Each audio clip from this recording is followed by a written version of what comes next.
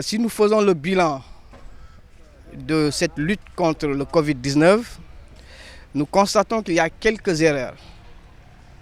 La première, c'est d'abord la politique sanitaire de l'État du Sénégal, qui, des indépendances jusqu'à aujourd'hui, a fait de nos hôpitaux des lieux qui ont besoin d'être soignés.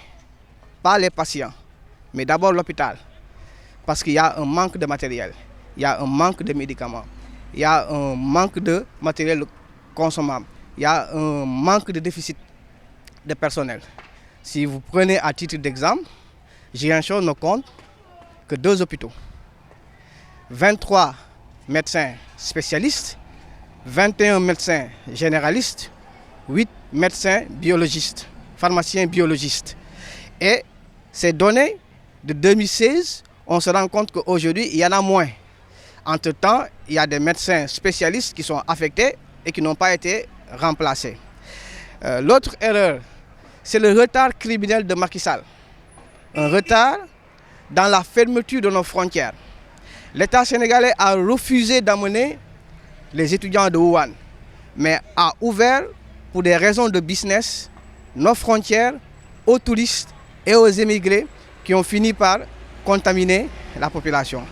Un autre élément, au plan des tests, de la recherche scientifique.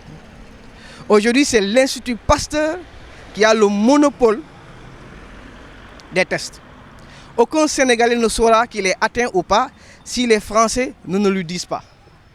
Et nous avons entendu certaines indiscrétions comme quoi un test coûterait 50 000 francs et que l'Institut Pasteur ne peut à ce moment faire que 500 tests.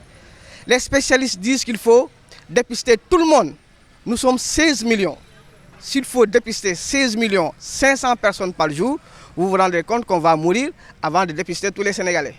L'autre élément, le professeur Mboub et l'IRSF, on lui a donné que la région de Thiès, c'est un fils de la nation. Il doit participer en temps plein à la reconstruction et à la construction de ce pays. De frappe, Ziguinchor est également heureux de constater que concernant la mobilisation générale, les fils du Sénégal, les entreprises du Sénégal, même celles que Macky Sall essaie de tuer, même les entrepreneurs que Macky Sall essaie de noyer, à savoir Baratal, à savoir Bougane Gueye Dany, à savoir Kabirou Mbodj, ont participé. Et cela, ça nous va droit au cœur. C'est le moment de le dire et de les féliciter. Ngom Sedima a lui tout seul donné 1 milliard de francs dans cette lutte, comme d'autres personnes. Alors Orange, Total, Eiffage, Fonroche, Canal+, nous nous ont donné que des miettes de colonisateurs. Et nous nous demandons aujourd'hui, est-ce que c'est une farce ou une insulte? Évidemment, c'est une insulte. Et ce n'est pas la première fois. Quand vous faites un chiffre d'affaires de 196 milliards par an, et que dans cette lutte contre le Covid-19, vous ne donnez que 200 millions, pour nous, c'est une insulte à la nation. Ces entreprises françaises, on doit les obliger, d'autant plus qu'elles sont exonérées d'impôts. Donc Frappe aussi est content de voir que les Sénégalais, lambda, chacun dans son coin, est en train de prendre les mesures d'acheter du savon, d'acheter du madar, d'acheter de l'aile hydroalcoolique, de mettre ça dans la rue et de soigner. C'est eux les patriotes. C'est eux qui aiment le Sénégal. C'est ceux qui ont donné 10 francs alors qu'ils en ont 100 francs dans cette lutte-là. Et nous profitons de l'occasion. Mais pour terminer, il y a une distribution des vivres. Et nous sentons la corruption dans ça. Nous sentons une distribution partisane dans les vivres. Nous interpellons les maires pour leur dire que la société civile est en train de les regarder, est en train de les voir, est en train de les surveiller.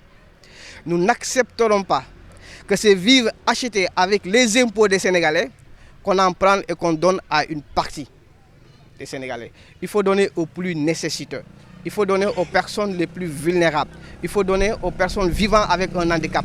Il faut donner aux personnes du 3e âge. Il faut donner à ceux qui, à cause de cette maladie, ne travaillent pas. On veut parler des Jakartamans, on veut parler des tailleurs, on veut parler des soudeurs, on veut parler des commerçants à la sauvette, on veut parler des femmes qui sont au marché, on veut parler de toutes ces personnes qui se lèvent chaque jour pour chercher leurs dépenses. Donc c'est ça, ici à Ziguinchor, nous attendons les autorités locales pour voir comment elles vont procéder. Parce que nous n'allons pas nous taire, c'est le moment de prouver que les gens sont pour une bonne gouvernance de nos biens.